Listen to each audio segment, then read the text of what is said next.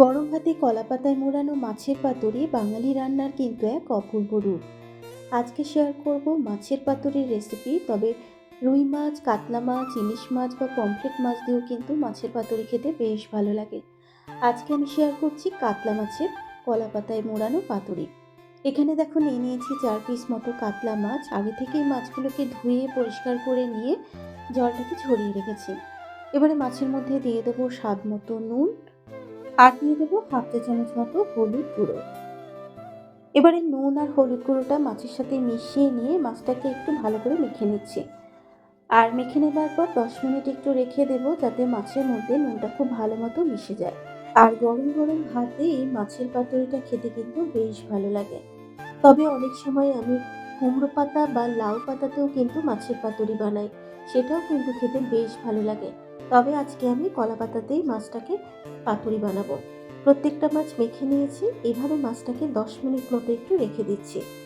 এবারে মাছের জন্য একটা মশলা রেডি করে নেব। মিক্সিং জারের মধ্যে দিয়ে দিলাম 2 টেবিল চামচ সাদা সর্ষে, 3টে কাঁচা লঙ্কা, সামান্য পরিমাণে একটু নুন আর দিয়ে দিচ্ছি অল্প করে একটু জল।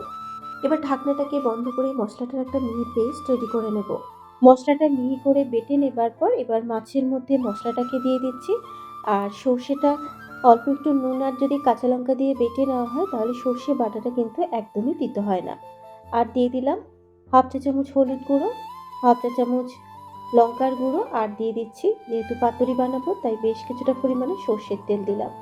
এবারে মাছের সাথে মশলাটাকে মিশিয়ে নিয়ে মাছটাকে খুব ভালো করে কিন্তু মশলার সাথে মিশিয়ে মেখে নেব।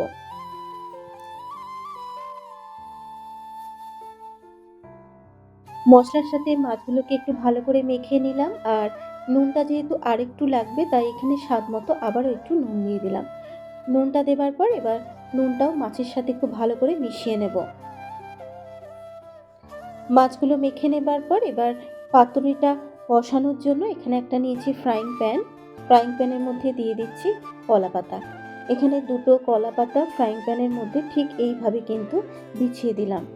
এবারে মশলা মাখানো মাছগুলোকে কলা পাতার মধ্যে ঠিক এইভাবে সাজিয়ে দিলাম। এবারে বাকি মশলাটাকেও মাছের ওপরে দিয়ে দেবো। মশলাটা দেবার পর কয়েকটা গোটা কাঁচা লঙ্কা দিয়ে দিচ্ছি। আর পাতুরিতে কাঁচা লঙ্কা দিলে খেতে কিন্তু খুবই টেস্টি হয়। এবার ওপর থেকে আরও 2টো কলা পাতা দিয়ে ঠিক এইভাবে মাছটাকে ঢেকে দেব।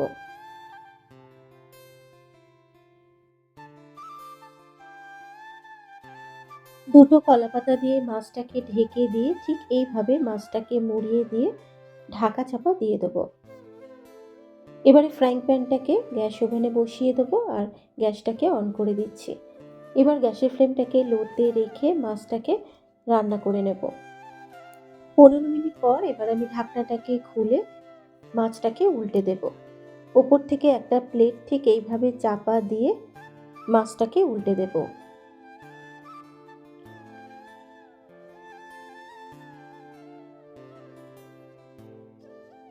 মাছটা উল্টে দেবার পর এবার ফ্রাইং প্যানের মধ্যে ঠিক এইভাবে বসিয়ে দিয়ে আবারও ঢাকা দিয়ে মাছের অপর পিঠটাকেও রান্না করে নেব।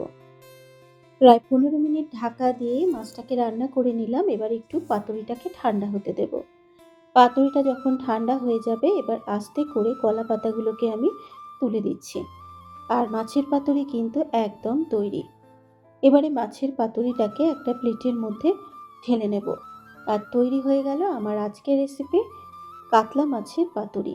আর গরম গরম ভাতে এই কাতলা মাছের পাতুরিটা খেতে কিন্তু বেশ ভালো হয়েছিল। কেমন লাগলো রেসিপিটা অবশ্যই কিন্তু একটা কমেন্ট করে জানিও।